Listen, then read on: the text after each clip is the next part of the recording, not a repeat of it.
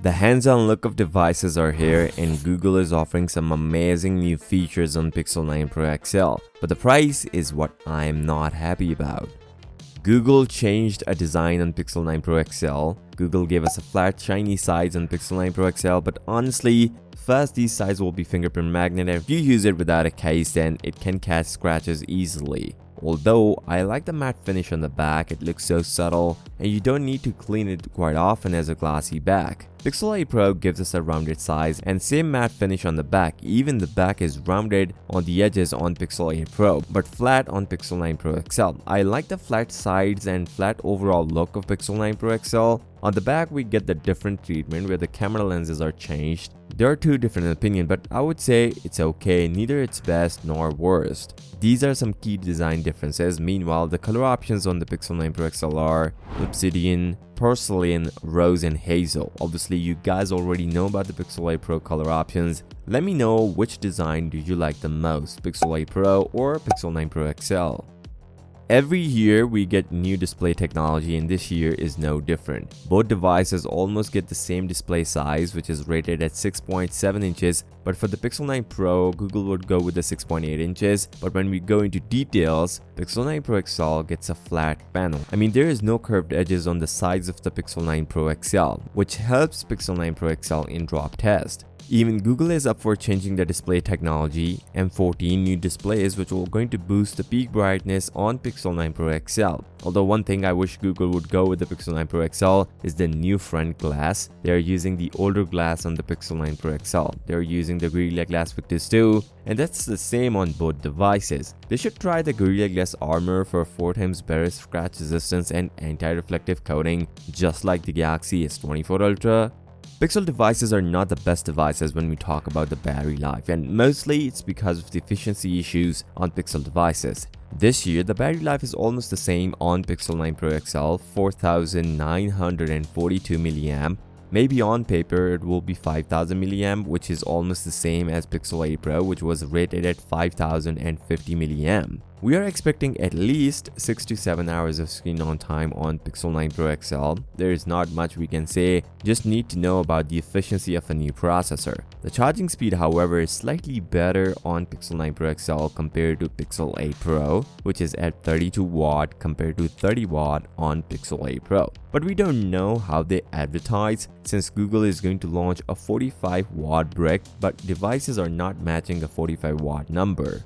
This is where things start getting interesting. Pixel 9 Pro XL is going to feature a new Tensor Gen 4 chipset and they partner with Samsung to bring this chipset, which is why most people would wait for next year TSMC 3nm process. But let's talk about numbers. Pixel 9 Pro XL gets 1950 single-core score and 4655 multi-core score. And on Pixel 8 Pro, we get 1751 single-core score and 4384 multi-core score. There is not much of a big difference between either single-core score or multi-core score. And just for perspective, Snapdragon 8 Gen 3 scored way more than both processors. Obviously, Pixel devices are not known for their raw performance, but when we start using a heavy task and the processor pushed to its limits, then we can see some sort of heating issues with the processor. Moreover, the RAM is going to change on the Pixel 9 Pro XL. We will going to see a 16 gigs of RAM compared to only 12 gigs on Pixel 8 Pro.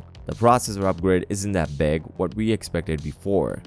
This is where I would say Google should go with a different camera setup, although there is one change. Pixel 9 Pro XL features a 50 megapixel main shooter, 48 megapixel ultra wide and a 48 megapixel 5x telephoto sensor. This is same as Pixel 8 Pro, but things change when we move to the front. Front 10.5 megapixel on Pixel 8 Pro, Google gave us 42 megapixel selfie shooter on Pixel 9 Pro XL. But this is the only difference, although Google changed the camera design, but under the hood it's the same. Google this year decided to change the price on Pixel 9 series. They added a new device in between to justify the new price for Pixel devices, but people are not happy. where the base model Pixel 9 Pro XL will going to get a price at $1199, and keep in mind this is 128 gigs version. I don't know, but Google is still keeping 128 gigs version on Pixel devices. Everyone is moved on to 256 gigs as a base model. Now the 256 gigs version of Pixel 9 Pro XL will cost us $1299. Yes, exactly same as S24 Ultra. Compared to the base model Pixel 8 Pro last year cost us $999, and it justified the price, and that's the reason people go with the Pixel 8 Pro. The European pricing is even more on Pixel devices, and the pre-orders are also changing on Pixel devices. Google last year gave us two options as a pre-order deal. Either they offered us the Pixel Watch 2 or Buds Pro 2, but this time around Google is thinking different for the Pixel 9 series. This seems like they are not going to offer any extra product, but instead help us to improve the existing deal. Let me explain. They are going to offer us a free storage upgrade with the Pixel 9 entire series. This means if you pre-order 128 gigs, you're going to get a 256 gigs, and if you order 256 gigs, you're going to receive 512 gigs version. This is exactly same as what Samsung offered with the S24 Ultra.